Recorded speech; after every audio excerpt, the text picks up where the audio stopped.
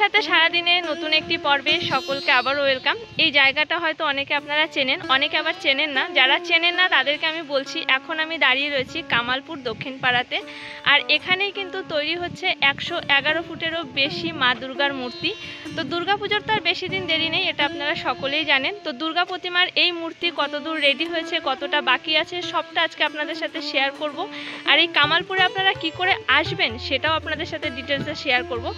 আর এই 111 ফুটের এত বড় দুর্গা প্রতিমা কিন্তু এখনো পর্যন্ত আর কোথাও, এর আগে কোথাও তৈরি হয়নি, এটাই প্রথম। তো সবটা আপনাদের সাথে শেয়ার করব। তো ভিডিওটা কিন্তু শেষ পর্যন্ত দেখতে হবে, সঙ্গে থাকতে হবে। আর ভিডিও ভালো লাগলে ভিডিও শেষে একটা লাইক কমেন্ট শেয়ার করে চ্যানেলটিকে সাবস্ক্রাইব করে নেবেন। তো চলুন আগে দেখে নিই আপনারা এখানে আসবেন কি করে, তারপরে বাকিটা আপনাদের সাথে শেয়ার করব। এই 111 ফুটেরও বেশি মা দুর্গার মূর্তিটি আপনাদেরকে দর্শন করতে হলে প্রথমে আসতে হবে রানাঘাট জংশনে। আর আমি এখন দাঁড়িয়ে রয়েছি রানাঘাট জংশনের 1 নম্বর প্ল্যাটফর্মে। এবার প্ল্যাটফর্ম ধরে সোজা সামনের দিকে হেঁটে যাব, মানে কৃষ্ণনগরের দিকে হেঁটে যাব। প্ল্যাটফর্মটা শেষ হয়ে গেলেই এবার কিন্তু রেল লাইনটাকে ক্রস করব, মানে আমি ওদিক থেকে হেঁটে আসলাম, এবার রেল লাইনটা ক্রস করে যাব উল্টো দিকে। আপনারা যত নম্বর প্ল্যাটফর্মে নামেন না কেন, প্ল্যাটফর্মটাকে হেঁটে শেষ করে তারপরে রেল লাইনগুলো ক্রস করবেন। এই যে লেখা আছে ইস্টার্ন রেলওয়ে, এটার পাশ দিয়ে কিন্তু একটা রাস্তা রয়েছে। চলুন আপনাদেরকে দেখাচ্ছি। এই সামনে যতগুলো চেলপাত রয়েছে সবকটাকেই কিন্তু ক্রস করে যেতে হবে। এই যে সামনে যে রাস্তাটা দেখতে পাচ্ছেন, এই রাস্তা দিয়ে সোজা হেঁটে গেলেই সামনেই পড়বে কিন্তু অটো স্ট্যান্ড। আর আমরা আজকে যে জায়গাটায় যাচ্ছি সেই জায়গাটার নাম তো আমি ভিডিওর শুরুতেই বললাম, কামালপুর দক্ষিণ পাড়া। আমি চেষ্টা করব আমার এই ভিডিওর মারফতে আপনাদেরকে সমস্ত খুঁটিনাটি তথ্য শেয়ার করার। আর এই যে সামনের যে রাস্তাটা দেখতে পাচ্ছেন, এটাই হচ্ছে অটোর রাস্তা। আর ডান দিকে যে অটোগুলো দাঁড়িয়ে রয়েছে, এই অটোগুলোই কিন্তু যাবে কামালপুরে। তো চলুন অটোতে উঠে পড়ি। আর অটোতে ভাড়া লেগেছিল মাথাপিছু 30 টাকা, আর সময় লেগেছিল প্রায় 40 থেকে 45 মিনিট, মানে বুঝতেই পারছেন অনেকটাই কিন্তু ভেতরে। আপনারা চাইলে অটো রিজার্ভ করেও আসতে পারেন, তবে এমনিতে কোনো অসুবিধা হয়নি, কারণ অটো অ্যাভেলেবেল রয়েছে 5-10 মিনিট পর পর। তো বন্ধুরা দেখতে পাচ্ছেন, এটাই কিন্তু হচ্ছে সেই জায়গা যেখানে কিন্তু বিশ্বের সবচাইতে বড় দুর্গা প্রতিমা কিন্তু তৈরি হচ্ছে। এটা একটা ফাঁকা মাঠ, কারণ অনেকটা বড় দুর্গা প্রতিমা তৈরি হচ্ছে। এদিকে ব্যানারটা দেখলে আপনারা বুঝতে পারবেন 111 ফুটেরও বেশি লম্বা হতে চলেছে এই দুর্গা মায়ের মূর্তি। তো এর জন্য তো একটা ফাঁকা জায়গা প্রয়োজন ছিলই।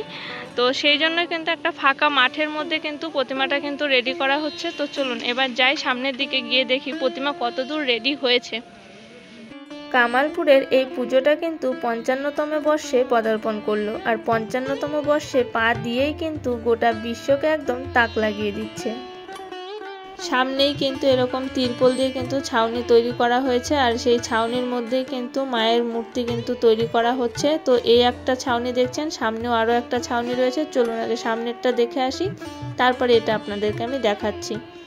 এই যে এখানটায় কিন্তু মা দুর্গার মূর্তি কিন্তু তৈরি হচ্ছে এই ছাউনিটার নিচে। এখানে আসার পরে যেটা দেখতে পেলাম সেটা হচ্ছে মায়ের মূর্তিটা কিন্তু মাটির তৈরি নয়। মাটির যে মূর্তিটা দেখতে পাচ্ছেন সেটা হচ্ছে একটা ফ্রেম হিসাবে ব্যবহার করা হয়েছিল, মানে ওই স্ট্রাকচারে মূর্তিটাকে তৈরি করা হচ্ছে। আর মূর্তিটা কিন্তু পুরোপুরি তৈরি হচ্ছে এরকম ফাইবার দিয়ে। আপনারা দেখে নিশ্চয়ই বুঝতেই পারছেন যে মূর্তির ওপরে উঠে কিন্তু দাদারা সবাই কিন্তু কাজ করছে, মানে মূর্তিটা কতটা বড় সেটা কিন্তু আপনারা বুঝতেই পারছেন। আর এটা হচ্ছে মায়ের মুকুট, মানে মাথার চূড়াটা। একটা একটা করে আলাদা আলাদা পার্ট কিন্তু এখানটায় করে কিন্তু রেডি করা হচ্ছে, পরে সব একসঙ্গে জয়েন করা হবে। আর এটাই হচ্ছে সেই মাটির যে মূর্তিটা কিন্তু তৈরি হয়েছিল, মানে যে স্ট্রাকচারটা রেডি করা হয়েছিল সেটা হচ্ছে এটা। চলুন এবার আপনাদেরকে চারিদিকের কাজটা একটু ওপর থেকে দেখাই। ওপর থেকে কিভাবে দেখাবো সেটা ভাবছেন? এখানে বাঁশ দিয়ে একটা সিঁড়ি করা ছিল, সেই সিঁড়ির ওপর উঠেই আপনাদেরকে দেখাচ্ছি। হাত লোরে